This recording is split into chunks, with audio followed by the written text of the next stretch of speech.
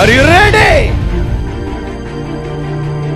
చెడు వార్త వింటున్న నీవు శుభ సమాచారం వినుగాక. చెడు వార్త వింటున్న నీవు శుభ సమాచారం వినుగాక.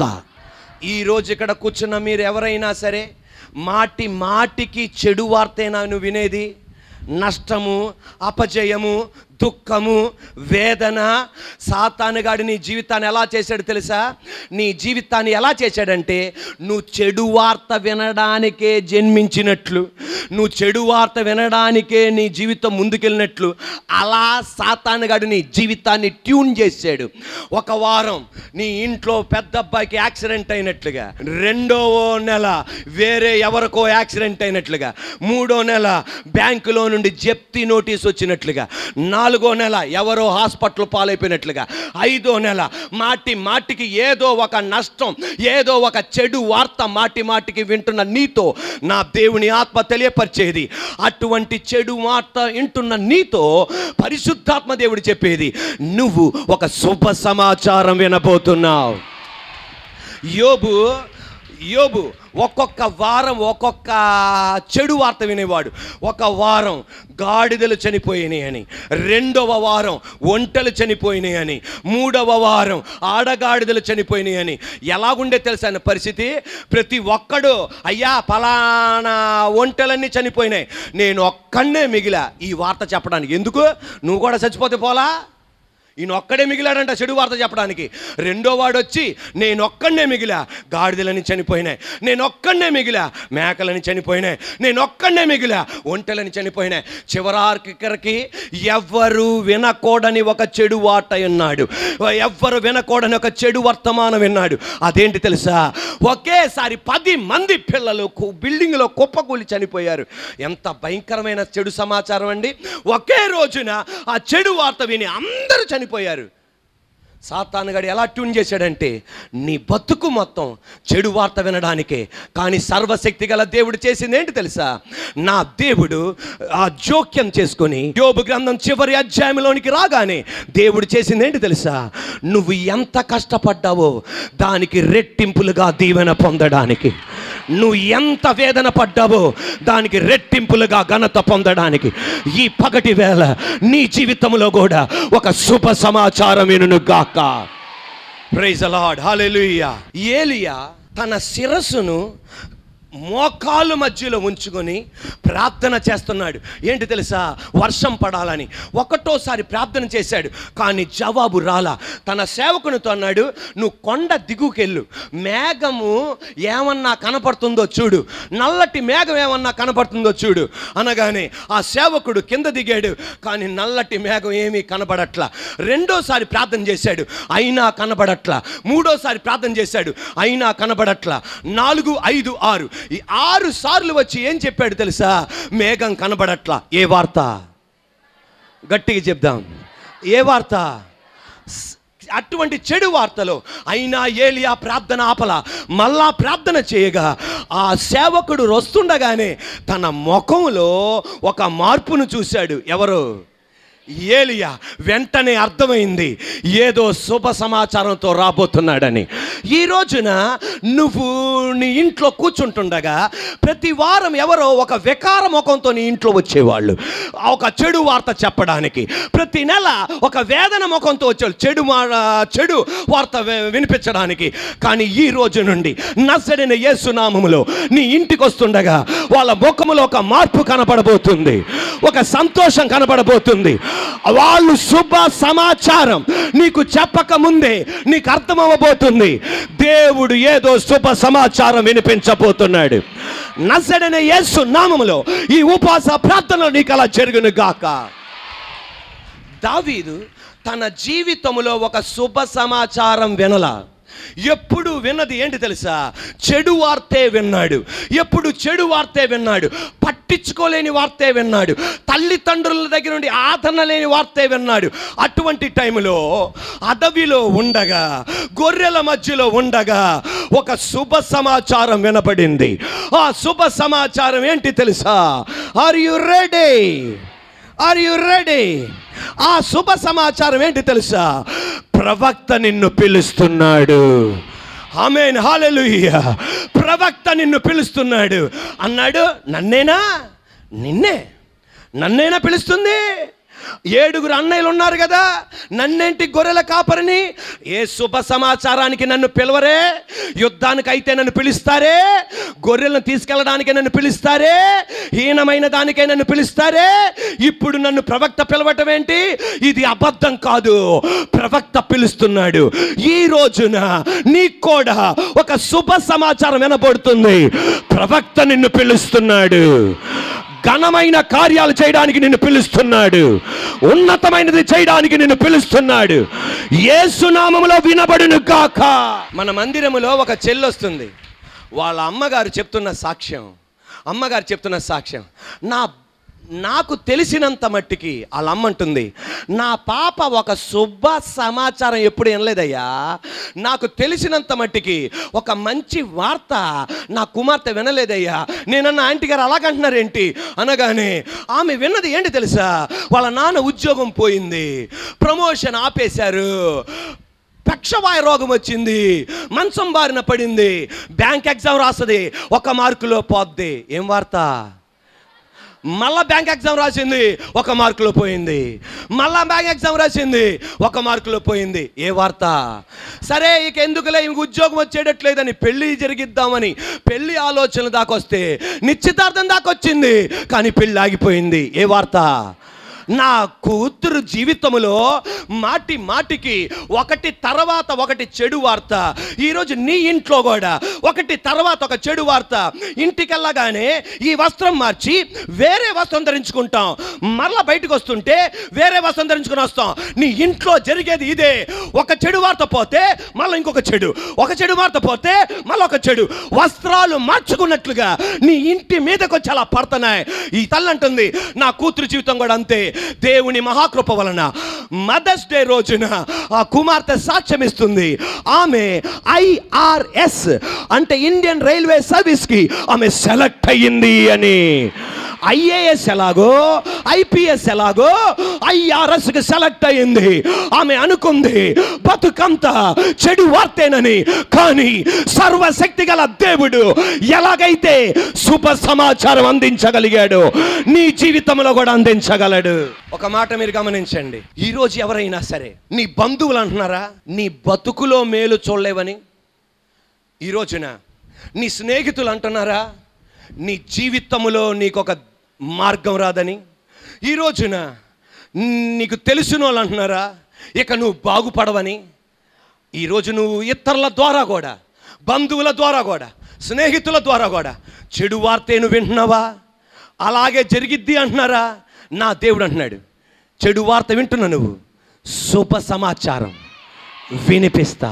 ఇంగ్లీష్లో శుభ సమాచారం అంటే గట్టిగా GOOD, గుడ్ అంటే మంచి. NEWS అంటే న్యూస్. అంటే ఏంటిది? మంచి వార్త వినబోతున్నాం. NEWS అంటే ఏంటండి? న్యూస్. న్యూస్ అంటే ఏంటండి? వార్త. వార్త అంటే ఏంటండి? న్యూస్. NEWS అంటే ఏంటండి? న్యూస్. న్యూస్ అంటే వార్త. వార్త అంటే సమాచారం. సమాచారం అంటే న్యూస్. NEWS అంటే నార్త్, ఈస్ట్, వెస్ట్, సౌత్. మన టీవీలో కనబడే వార్తలు ఏంటి తెలుసా? నార్త్లో, సౌత్లో, ఈస్ట్లో, వెస్ట్లో జరిగే అన్ని మీకు తెలియపరిచేది వార్త. కానీ సర్వశక్తి గల దేవుడు నీకు ఇచ్చే న్యూస్ ఏమో న్యూస్ తెలుసా? నార్త్లో ఉన్న నీకు, ఈస్ట్లో ఉన్న నీకు, వెస్ట్లో ఉన్న నీకు, సౌత్లో ఉన్న నీకు శుభ సమాచారం పరలోకము నుండి నీకు అందబడుతుంది. ఈ గ్రంథము నుండి నీకు అందబడుతుంది. ప్రైజ్ ది లార్డ్, హల్లెలూయా. మన మందిరములో ఒక ఆంటీ గారు వస్తున్నారు. వాళ్ళ కుమార్తెకు 2 పిల్లలు. అంటే ఈ ఆంటీ గారికి ఆ 2 పిల్లలు ఏమవుతారు? మనవాళ్ళు అవుతారా? చెప్పండి అమ్మ. మనవరాలు అవుతారు. ఏమవుతారు? మనవరాలు. తన పెద్ద పాప 10th క్లాస్ ఎగ్జామినేషన్ రాస్తుంది. ఆమె 9th క్లాస్ వరకు స్టేట్ సిలబస్ చదివింది. 10th క్లాస్లో CBSE ఎగ్జామినేషన్ రాయబోతుంది. ఏ ఎగ్జామ్? సిబిఎస్ఈ ఎగ్జామినేషన్ రాయబోతుంది. కానీ స్టేట్ చదవడం వలన సిబిఎస్ఈ ఎగ్జామ్ చాలా కష్టమైపోతుంది ఈ పాపకి. ఈ పాప ఎగ్జామ్ రాయడానికి చాలా ఇబ్బంది అయిపోతుంది. నేను 9th క్లాస్ దాకా 8th క్లాస్ దాకా స్టేట్ సిలబస్ చదివా. 9th క్లాస్లో ఐసిఎస్ఈ చదివా. అది చదవలేక వచ్చి 10th క్లాస్ వేరే స్టేట్ సిలబస్కి వచ్చా. అలా ఈ పాప రివర్స్ అయింది. ఆమె ఏంటంటే సిబిఎస్ఈ సిలబస్కి వెళ్ళింది. వెళ్ళగానే 10th క్లాస్లో క్వార్టర్లీ కానీ హాఫ్ ఇయర్లీ కానీ లెక్కల ఎగ్జామినేషన్లో ఫెయిల్ అయిపోతుంది ఈ పాప. ఈ ఎగ్జామినేషన్లో ఫెయిల్ అయిపోతుంది. అందువలన లెక్కల కొరకు స్పెషల్ కోచింగ్ ఇప్పించారు. ఆ సార్ ఏమన్నారంటే, ఈసారి సిబిఎస్ఈ ఎగ్జామినేషన్లో మీ పాప లెక్కల ఎగ్జామినేషన్లో పాస్ అవ్వడం కష్టమండి, అందువలన వేరే టీచర్ని మార్చారు. ఆ టీచర్ కూడా ఏమన్నారంటే 10th క్లాస్లో లెక్కల్లో పాస్ అవడం చాలా కష్టమండి. అటువంటప్పుడు వాళ్ళ బంధువురాలు ఇలాగందంట, ఆంటీ గారు నాతో చెప్తున్న సాక్ష్యం. వాళ్ళ బంధువురాలు ఇలాగందంట, ఏమనంటే, మీ మనవరాలు గనక, నీ పెద్ద మనవరాలు గనక 10th క్లాస్ పాస్ అయితే నేను గుండు గీయించుకుంటా. ఏం చేయించుకుంటా అంటే గ్యారంటీ ఆ పాప ఏం చేయలేదు, పాస్ అవ్వలేదు. ఏ వార్త? చెడు వార్త. అటువంటప్పుడు యేసయ్య కృప వలన నా దగ్గర తీసుకొచ్చారు ఈ పాపని. తీసుకొచ్చినప్పుడు వాళ్ళ తల్లి కన్నీరు కారుస్తుంటే విశ్వాసముతో ఒక మాట చెప్పా. ఆ మాట ఏంటంటే, మీ పాప ఫెయిల్ అవ్వదు, పాస్ అయ్యిద్ది అన్నా. ఉండండి, ఆర్ యు రెడీ? ఫెయిల్ అవ్వదు, పాస్ అయిద్దన్న అనగానే అసలైన సత్యం ఇప్పుడు చెప్పారు నాకు. మా పాప లెక్కల మాస్టర్ ఒక ఆయన చెప్పాడు ఫెయిల్ అవుతుందని, రెండో ఆయన చెప్పాడు ఫెయిల్ అవుతుందని. ఇప్పుడు మీరేమంటున్నారు? ఇప్పుడు ఆమె వెళ్ళిపోయింది, కానీ దేవుని సన్నిధికి వెళ్ళి ఇలా ప్రార్థన చేస్తానా. ఏమని ప్రార్థన తెలుసా? నాయనా, ఏమి మంచి స్టూడెంట్ అనుకుని అనేసానయ్యా అనుకున్నా ఒక పక్కన. ఇంకొక పక్కనేమో, దేవా నాకు తెలకపోయినా నీకు తెలుసు, నా చేత నువ్వు పలికించావయ్యా. యేసయ్యా, నేను చెప్పిన మాట అబద్ధమైద్దో నిజమైద్దో నా పేరు గొప్పతనం కోసం కాదు, నీ మహిమ కోసం ఈ పాప జీవితంలో అద్భుతం జరగాలి ప్రభువా, అద్భుతం జరగాలి ప్రభువా. దేవుని బిడ్డలారా, ఇన్ని చెడు వార్త మధ్యలో లెక్కల మాస్టర్ అన్నాడు, ఒకటో లెక్కల మాస్టర్ అన్నాడు పాస్ అవ్వడని, రెండో లెక్కల మాస్టర్ అన్నాడు పాస్ అవ్వడని, ఒక ఆంటీ గారు వాళ్ళ బంధువురాలందే గుండు గీయించుకుంటానని, షూర్ ఫెయిల్ అవ్వటం. దేవుని మహాకృప వలన సిబిఎస్ఈ రిజల్ట్ బయటకు వచ్చింది. ఈ పాప యేసయ్య కృప వలన విజయం పొందింది, అన్ని సబ్జెక్టులు పాస్ అయ్యింది. ఉండండి, గుండు గీయించుకుంటానన్న అమ్మ గుండు గీయించుకోవాలా, కానీ ఒక మాట అంది. ఆ మాట ఏంటి తెలుసా? నీ దేవుడు గొప్ప దేవుడే, నీ దేవుడు గొప్ప దేవుడే. నజరేయుడైన యేసు నామములో చెడు వార్త వింటున్న నువ్వు, నీ ఇంటిలో శుభ సమాచారం వినబడదని మాంత్రికుడు చెప్పిన, చేతబడోడు చెప్పిన, చిలుక జ్యోతిష్కం వాడు చెప్పిన, ఒక పాస్టర్ గారు చెప్పిన, ఒక ప్రవక్త చెయ్యి నీ శిరస్సు మీద ఉంచి చెప్పిన నా దేవుడు అంటున్నాడు, నేను శుభ సమాచారం వినిపించబోతున్నా. Praise the lord. రెండు చేతుల పైకెత్తి యేసు నామములో జరుగును గాక. చెప్పండి ఆ మాట గట్టిగా చెప్పండి. యేసు నామములో జరుగును గాక. యేసయ్యా, శుభ సమాచారం ఈ పగటి వేళ నేను వింటున్నా. యేసు నామములో ఈ పగటి వేళ శుభ సమాచారం నేను వింటున్నా. గట్టిగా, యేసయ్యా, ఈ పగటి వేళ శుభ సమాచారం వింటున్నా. యేసు నామములో, యేసు నామములో నా కల్లారా విన్నది చూడాలి, నా చేతులతో ఆ దీవెన తాకాలి, నా కాళ్ళతో నేను అడుగు పెట్టాలి. యేసు నాయనా, నువ్వు గొప్ప దేవుడివని నా నోరు మాత్రమే కాదు, ఏ బంధువులైతే, ఏ స్నేహితులైతే నా ఇంట్లో శుభకార్యం జరగదు, నా ఇంట్లో శుభ సమాచారం మంచి రోజులు రావంటున్నారు. వారు చూడాలి, అనుభవించాలి, అడుగు పెట్టాలి. నా నోరే కాదు, వారి నోట్లో నుండి వారు పలకాలి, నీ దేవుడు నిజముగా దేవుడే. హల్లెలూయా. ఏం చేయాలి? పనా ఫస్ట్, వినడం ఫస్ట్? మాట్లాడటం ఫస్ట్, వినడమా? వింటే యాకోబు అది విన్నాడు.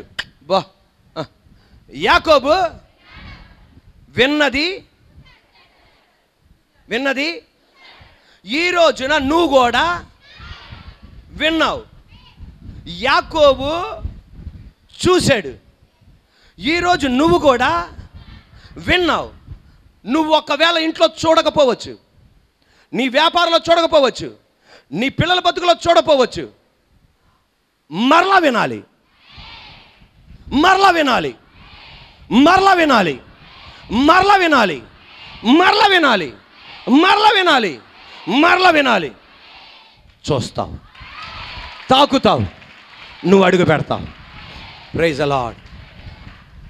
అబ్రహాము, శారా శుభ సమాచారం వినడానికి ఏ స్కోపు లేదు, కానీ విన్నారు. వచ్చే సంవత్సరం ఇదే సమయం కల్లా నీ ఒడిలో ఒక కుమారుడు ఉంటాడు. వాళ్ళు ఏం చేశారు? విన్నారు, వాళ్ళు చూశారు, ఎత్తుకున్నారు, ఆ బాబుని నడిపించగలిగారు.